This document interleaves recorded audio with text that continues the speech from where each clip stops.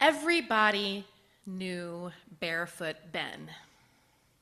He was famous on the JMU campus.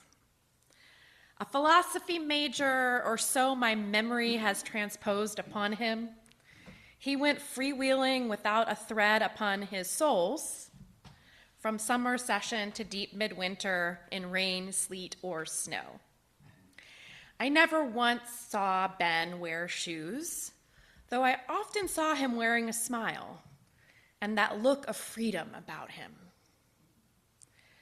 Most looked on at him in awe, some in shock or disdain, others in careful reverence. I suppose I was in the last category. I spent most of my own time barefoot, actually, but my feet were used to the glide of the finished wood floors or thick black marley rolled taut for dancing. Yet still there was a kindred charisma between us, and to be sure, I've run across many other barefoot souls since then who I've felt a gravitas for, though maybe none quite so beguiling and brazenly orthodox in their barefoot observances as Barefoot Ben. Later in life, I would come across other barefooters who all would make similar impressions upon me. Shirk the norms, their actions said. Peel off the layers. Get closer to who you're meant to be. Be free. I remember walking to the swimming hole one summer with a homeschooling family that I was friends with in Western Mass. That morning, we went to a Quaker meeting, sitting quietly and listening to that authentic voice that arises from the stillness. Later that day, 2 out of 4 children and their mother walked barefoot down the asphalt road to the forested trail. I never once saw a wince from contact with sticks or gravel. Mud pies were also made on that occasion, hands thick in water and earth. And I noted that even the shoes worn by the father were very thin-soled, the variety that let one's feet feel the terrain beneath them.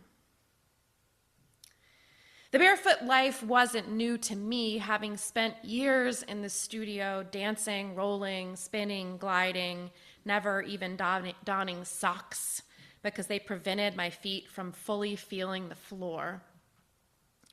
Later, when studying bodywork and massage at the Boulder College of Massage Therapy in Colorado, my appreciation of the barefoot practice deepened as I learned about the nerve endings and all of the importance of feeling with our feet. While living in Boulder at the time, 5 fingers shoes were also popular. Do you remember those? You know those shoes that are made to fit each toe separately like a glove? I had 3 pair. It wasn't a stretch for me to appreciate the barefoot life, given that I ran in the hippie circles that were known for barefoot dancing and gallivanting in the rain. But barefoot appreciation was perhaps a bit deeper for me. You see, as a dancer, I wasn't initially trained to dance with nothing between me and the ground. I'd grown up learning to use my body in a way that was both an invitation and a denial, that was as freeing as it was restrictive. I trained in the Vaganova style of ballet at Southside Ballet Studio in Smithfield, Virginia, under the tutelage of Leslie McGinn, a former ballerina from the New York City Ballet. The majority of Miss McGinn's dancers went on to become professional, and I was no different. Well, that's not exactly correct. You see, after graduating from high school, already having spent over a decade of my life dedicated to the dance studio, I knew I couldn't stop dancing, but I wasn't as clear about a future in ballet as my peers. Yet drawn to continue dancing in the same way that one is drawn to continuing eating or breathing, I chose a college that had dance as a major, and declared it before setting foot on campus or even into the studio for my first semester, before training in the form. I knew I wanted to attend JMU, where I met Barefoot Ben, because it had a modern dance program, even though I'd never studied the form. I knew I needed something different. I wanted freedom, I suppose, yet I didn't know what freedom would fully feel like.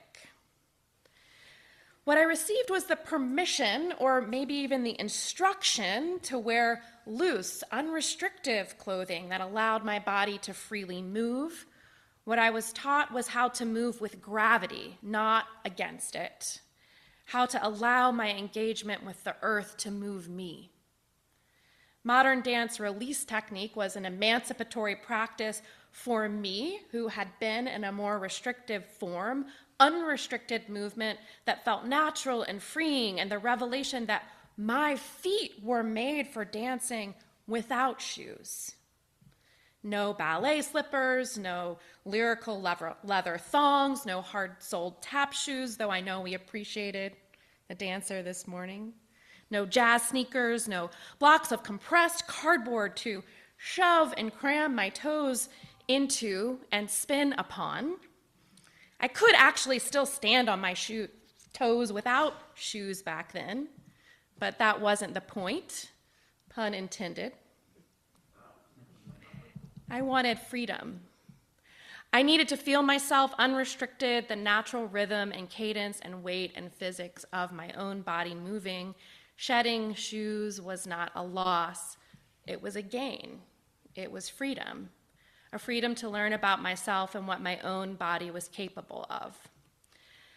I spun and leapt and fell and glided like I never had, with slippers between me and the floor.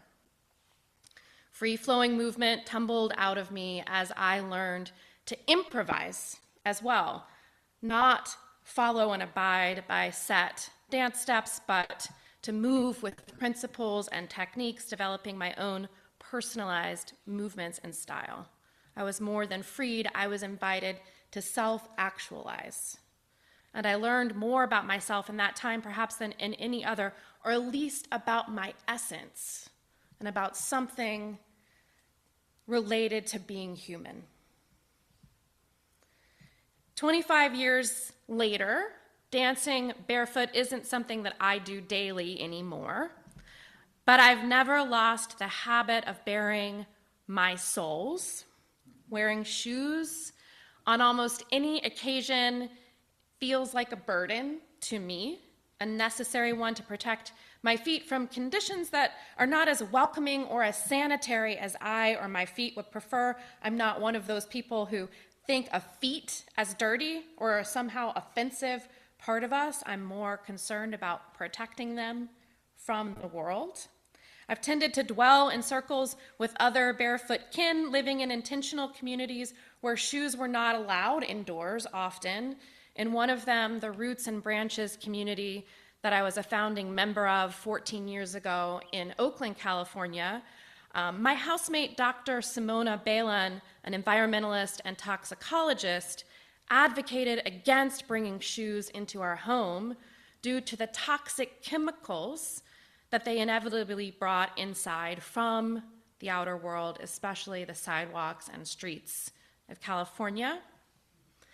Jet fuel has been found in human breast milk, was a common thing you might hear Simona say as she launched into the innumerable toxins that we met in our environment daily, that traveled with us on our shoes like unwelcome guests.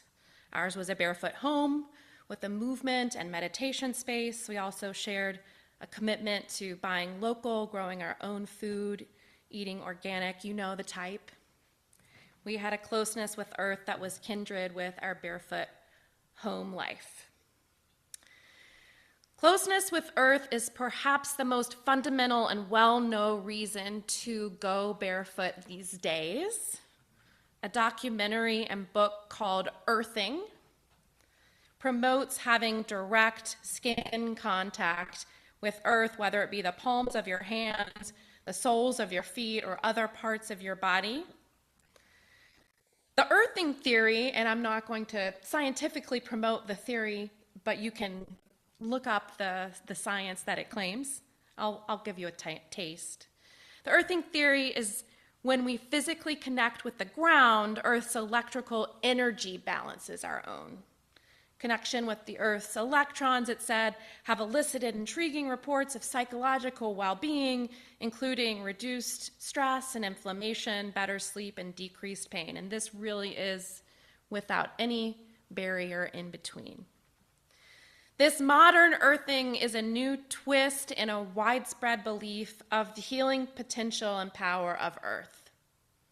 Traditional Chinese medicine practitioners have long walked barefoot to stimulate the healing power of the body, and a myriad of religions require devotees to remove their shoes, to pray, to enter a place of worship, to enter their own homes.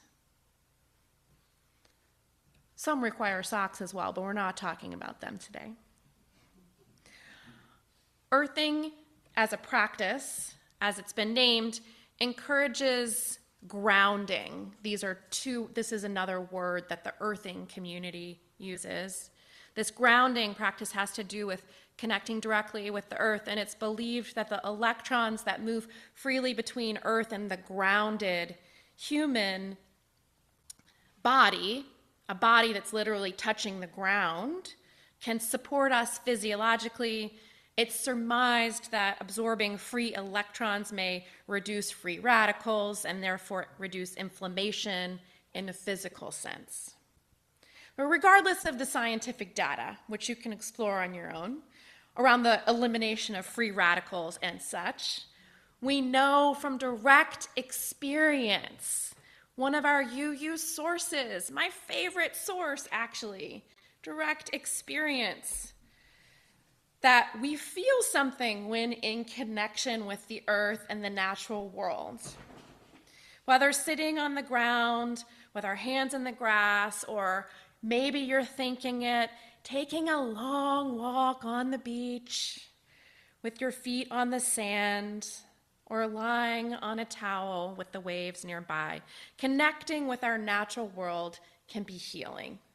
And it's not healing because we are linking or tapping into something different than we are. And that's the point I like to make. We are not separate. It is not that we can go out and get it. It is that we are it. We are Earth. It's healing in the same way that slipping off my dance shoes was for me, so I could feel more of who and what I truly am without an extra thing upon me. My feet were always there inside my shoes. Taking them off helped me feel me more. The earth is always there underneath us, underneath the concrete that we pour on top of her. Modern human lifestyles separate us from earth in many ways, whether it's the shoes on our feet or the concrete we pour on the ground. Barrier after barrier is created between us and the planetary body of our mother. And research suggests that this disconnect could be harmful to us, causing inflammation and other physical and psychological stressors. And we don't need scientific research to do our own exploration of what supports our bodies in our lives. We can just simply be the observers and go towards that which makes us feel better. I'm reminded when I think of this, because of my background as a doula and a chaplain in the mother-baby unit in the hospital, of how babies in the NICU, when they're held in the arms of their mothers or fathers, their parents, they grow more heartily. Their heart beats entrain with the people who hold them, so much more so than when they're in the beloved incubators that support their lives but are not physical. And earth is our mother. When we hold hands with one another, we're flooded with oxytocin, the love hormone. So too, when we touch earth, something happens. More than on a level of electrons and free radicals, when we touch Earth, we touch home. Our bodies flood with supportive hormones when we come in contact with the Mother Earth, or so I have experienced in my own life. We've all seen that child who kicked off their shoes to play. Maybe we remember being that kid. I don't know if anyone's ever climbed a tree without wanting to wrap their bare feet onto the trunk to hold on, while the bones of the human foot have evolved to stand, to walk, to run. We're not so distant from our arboreal kin who evolved with feet that knew how to wrap around trees, that were meant to be naked in contact with earth around us, though we have been making shoes for thousands of years as well. So in a world that's distant from the human being experience, barefooting or earthing is an easy way to connect or reconnect, I'd like to offer. To ground or discharge, to relax, to release, to feel. So my invitation to us this morning is to cast our worries upon the wind for a while and to potentially bare our souls. I know it's a little colder. And if you're a little afraid today, that's okay. You can think about it the next time you're in your garden or have a moment. Or maybe you're running outside to get something from your car without putting your shoes on. But we will do a barefoot ritual after worship this morning for anyone who would like to go outside. And if you're up for it later this evening, maybe you'll want to spend a little time with free feet, thinking about your animal body, even if it's just in the shower, what your animal body wants, needs, and what it has to teach you. Blessed be and amen.